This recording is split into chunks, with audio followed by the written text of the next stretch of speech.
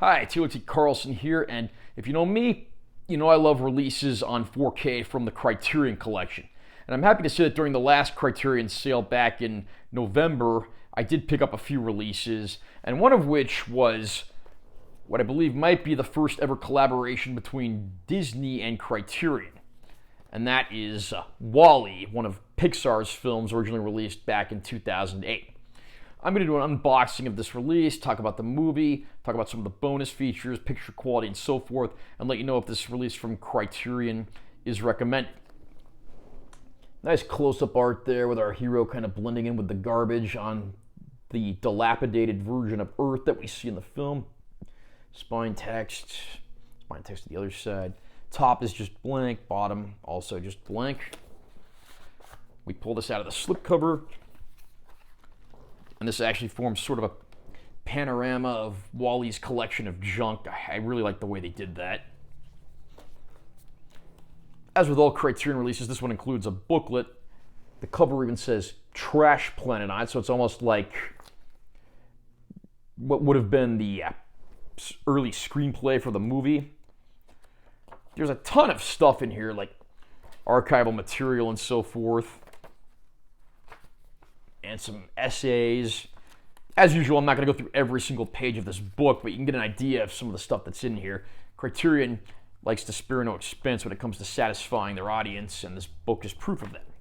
Here's our discs in the case. I'll take these off so you can see them a little better.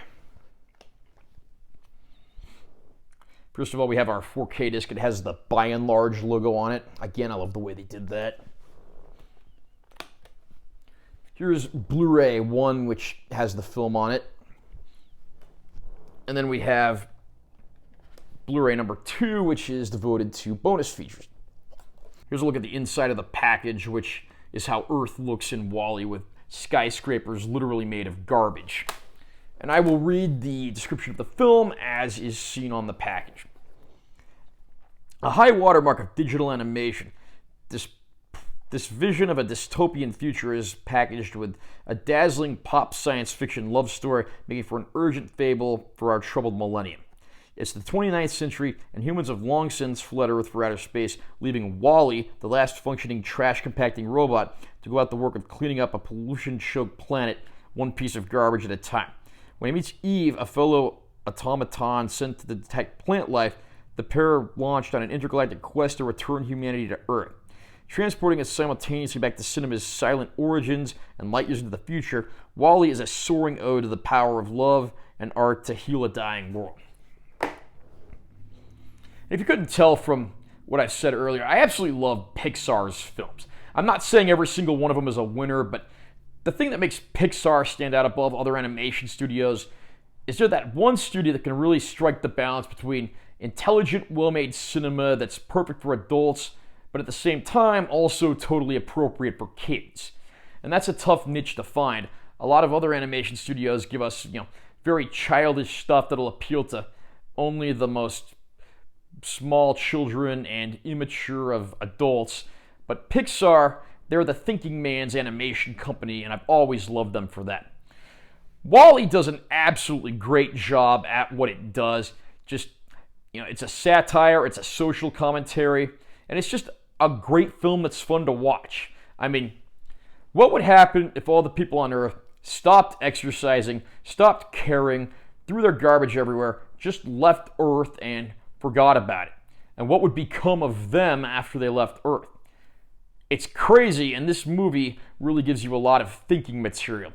Just seeing what the human race has been reduced to in this movie, as well as what their home world has been reduced to, it hits pretty hard. I don't know if I'd call this my absolute favorite Pixar film, but it's probably in the top 5, just because of how well they put all of this together, and it really does make you think. And if I could say that about any movie, I'd say that's a pretty strong trait and endorsement right there. This is not the first 4K release of WALL-E. It had previously come out on a non-Criterion 4K, but now we have this release straight from Criterion, who of course are the leading innovators when it comes to home video releases, giving us a little bit of everything from all kinds of film studios, genres, countries, and so forth. I don't have the earlier 4K to compare this to, but I will say this. WALL-E in this Criterion Collection package looks absolutely beautiful on 4K. Seeing how CG animation benefits from the addition of things like HDR, it really shows off nicely here, and I'm happy to see that we got this movie in the package that it deserves. There are a ton of supplements to be had in here as well, a lot of which carry over from older releases. We get things that include, the standard EPK type stuff. There's a Pixar story documentary. There's a short film featuring characters from the film. And there's even an old short film from 1987 from Andrew Stanton, who directed the film. The film's score was also co-written by Thomas Newman, one of the best composers in Hollywood there is. I mean, he scored everything from Revenge of the Nerds to James Bond movies, so pretty nice resume for him there. And then a pretty nice cast of actors in the movie as well. WALL-E's a fantastic film that has aged very well since its original release, and it's hard not to recommend this release from Criterion. Are you a fan of WALL-E? What's your favorite Pixar film? Is this it? Comment down below and let me know what you think. Also, remember to subscribe to my channel for more content because I'm always posting new videos. And make sure you give this one a like if you found it helpful. I'm Taylor T. Carlson. I'll see you next time.